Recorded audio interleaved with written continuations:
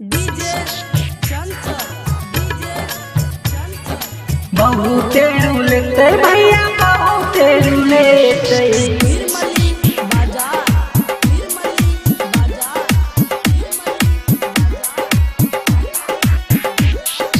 बहुते रुलते भैया बहुते रुलते बहुते रुलते भैया बहुते रुलते हाँ बहुते रुलते भैया बहुते रुलते बहुते रुलते भैया बहुते रुलते जानो हमर काले खूना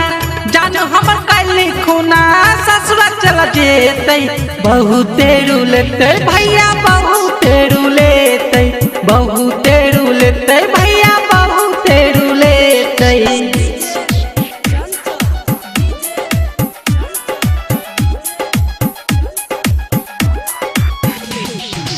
निर्मली बाजार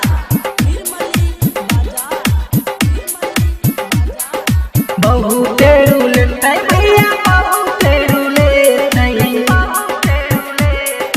बहुते रुलते भैया बहुते रुलते कोमल जैसन छलै ओकर शरीर रे तू त बिगाड़ देलकै हम तो कदीर रे बिगाड़ देलकै हम तो कदीर रे हाँ कोमल जैसन छलै ओकर शरीर रे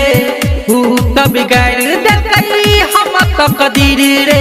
ओकरा चलते उता ओकरा चलते ओकरा चलते उता बाहर न जेतै बहुते रुलते भैया बहुते रुलते बहुते रुलते भैया बहुते रुलते बहुते रुलते भैया बहुते रुलते निर्मली बाजार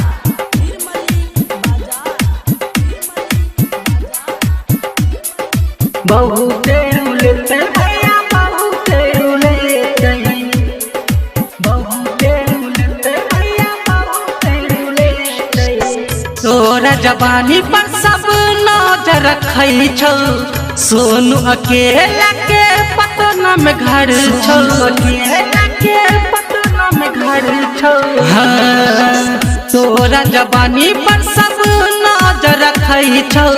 सोनू अकेला के पटना में घर छौ गायक अवधेश भैया गायक अवधेश भैया गाना गेतै बहुते रुलते भैया बहुते रुलते बहुते रुलते भैया बहुते रुलते।